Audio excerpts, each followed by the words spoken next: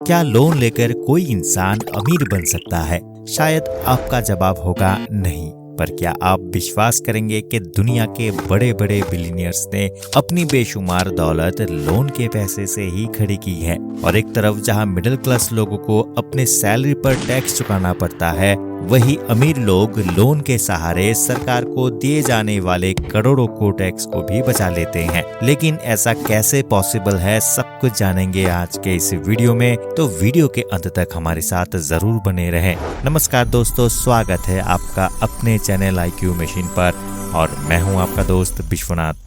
दोस्तों, भारत के ज्यादातर लोग जो मिडिल क्लास से आते हैं वो लोन को बहुत बुरा मानते हैं, लेकिन फिर भी वो कहीं ना कहीं लोन के ट्रैप में फंसकर अपनी जिंदगी बर्बाद कर लेते हैं। ऐसा इसलिए क्योंकि वो गुड और बैड डेब्ट के बीच का डिफरेंस नहीं समझते हैं। मिडिल क्लास लोग जो लोन लेते हैं वो पर्सनल लोन होते हैं या फिर क्रेडिट कार्ड लोन या कार लोन होते हैं, और इस तरह के लोन बैड डेब्ट में आते हैं क्योंकि ये लोग इस तरह का लोन लेकर लायबिलिटीज खरीदते हैं और इससे किसी भी तरह की इनकम जनरेट नहीं होती है। और तो और इसके लिए हम अपनी जेब से पैसा भरते हैं। एक सर्वे के हिसाब से देखा जाए तो आज 5 में से 1 इंडियन अपने ट्रेवल के लोन को पे करने के लिए पर्सनल लोन ले लेते हैं और 10% इंडियन अपने क्रेडिट कार्ड और लोन के ड्यू अमाउंट भरने के लिए लोन ले रहे हैं। और इसके ठीक उल्टा अगर अमीर लोगों की बात की जाए तो वो लोग लोन के पैसे से कोई कार या फिर बंगलो नहीं खरीदते, बल्कि एसेट खरीदते हैं जिससे कि वो और भी ज्यादा अमीर बन सकते हैं। यानी कि ये लोग लोन से लिया हुआ पैसा रियल एस्टेट, स्टॉक और अपने बिजनेस में इन्वेस्ट करते हैं और उनके इन्वेस्टमेंट किए हुए पैसे से उन्हें उनकी लोन की पैसे की EMI से भी ज्यादा रिटर्न मिलता है। यानी कि वो इससे अच्छा खासा प्रॉफिट अर्न कर लेते हैं। और अगर दुनिया के सबसे अमीर आदमियों को भी देखा जाए तो वो भी कहीं ना कहीं लोन लेकर ही अमीर बने हैं। ये सिर्फ मेरा ओपिनियन ही नहीं है, बल्कि क्रेड के फाउंडर कुणाल सिंह का भी ये कहना है। और ये सारे लोन गुड डेबिट के कैटेगरी में आते हैं। अब आप बोलेंगे कि आखिर हम मिडिल क्लास वालों को इतना ज्यादा लोन कौन देगा? ना ही कोई रियल एस्टेट या किसी बिजनेस में इन्वेस्ट करने के लिए लोन आसानी से मिलने वाला है।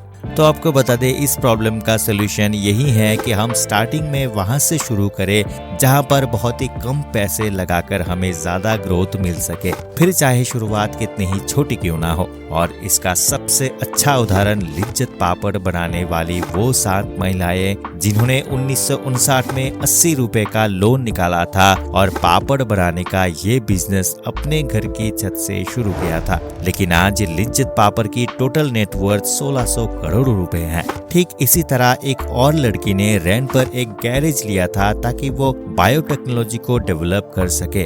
उसने इसके लिए गर्मियों के दिनों में पसीने में चूर होकर भी दिन रात भर काम किया और आज वो दुनिया की सबसे सक्सेसफुल लेडीज में से एक है। और आपको जानकर हैरानी होगी कि वो लेडीज कोई और नहीं बल्कि बायोकॉन की फाउंडर किरण मजूमदार है। उन्होंने एक इंटरव्यू के दौरान तो ये बात भी बताई थी कि जब वो 25 साल की उम्र में बायोकॉन की शुरुआत कर रही थी तो उनके अकाउंट में सिर्फ और सिर्फ 10,000 रुपए ही थे, और तो और कोई भी बैंक उन्हें लोन देने के लिए तैयार नहीं था। पर इसके बावजूद भी उन्होंने बायोकॉन को बनाया और आज बायोकॉन करीब 30,000 करोड़ रुपए की कंपनी है। और इसी को बढ़ाने के लिए उन्होंने हाल ही में $1.2 मिलियन का यानी कि 10,000 करोड़ रुपए का लोन लिया है। तो चलिए इसके बाद अब हम बात करते हैं कुछ ऐसे तरीके की जिसके जरिए अमीर लोग अपने आप को और भी ज्यादा अमीर बनाते हैं। तो सबसे पहली चीज है इन्वेस्टिंग इन कमर्शियल प्रॉपर्टीज। तो दोस्तों, आप जरा सोचिए कि एक आदमी 5,000 रुपए महीने में किसी के दुकान पर एक हेल्पर के रूप में काम कर रहा हो और उसने उस समय कुछ प्रॉपर्टी लोन लेकर खरीदा हो, तो उसे आज के समय 1 साल में कितना रेंट मिलता होगा? तो आपको जवाब होगा 50,000 या 1 लाख रुपए। जबकि साल 2021 में उस व्यक्ति ने 769 करोड़ रुपए की कमाई की है और उस व्यक्ति का नाम है विजय अग्रवाल। तो दोस्तों, अगर आपको भी कुछ ऐसी प्रॉपर्टीज खरीदने हैं तो इसके लिए हमें ऐसी प्रॉपर्टीज पर नजर रखनी चाहिए जो अपनी एक्चुअल वैल्यू से काफी ज्यादा कम दाम में मिल रही हो। और इस तरह की properties family dispute, family emergencies और लोन प्रॉब्लम के चलते काफी ज्यादा डिस्काउंट पर मिल जाती हैं। यानी अगर आप किसी ऐसी प्रॉपर्टी को खरीदते हैं तो एक गुड डेब्ट के कैटेगरी में आएगा। इसके बाद जो अगली मेथड है वो है इन्वेस्टिंग।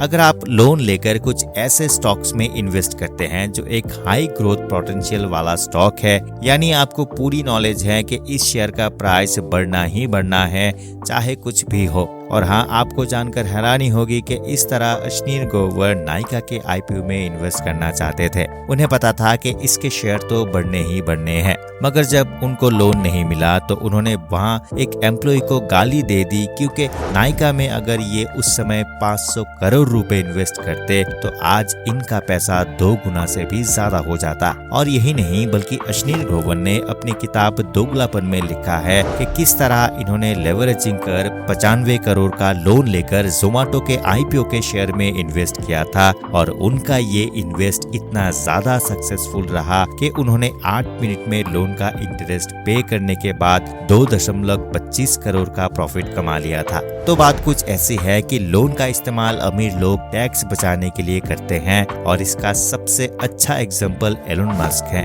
जो अपनी कंपनी से कोई भी सैलरी नहीं लेते बल्कि स्टॉक्स लेते हैं। और वो स्टॉक्स ऐसे होते हैं जिनकी मार्केट वैल्यू हर साल बढ़ती ही बढ़ती है, और उसको देखकर ये बैंक से लोन लेते हैं और उन्हें शेयर में इन्वेस्ट करते हैं, जिससे उन्हें फायदा भी होता है और उन्हें टैक्स भी देना नहीं होता है। आशा करता हूँ कि आपको समझ में आया होगा कि आखिर आप लोन लेकर कैसे मिडिल क्लास से एक अमीर इंसान बन सकते हैं। अगर ये वीडियो अच्छा लगा है तो इस वीडियो को लाइक कीजिएगा, हमारे चैनल को सब्सक्राइब कीजिएगा और ज्यादा से ज्यादा लोगों तक ये वीडियो शेयर जरूर कीजिएगा। अंत तक बने रहने के लिए आपका बहुत बहुत धन्यवाद। मिलते हैं अगले वीडियो में।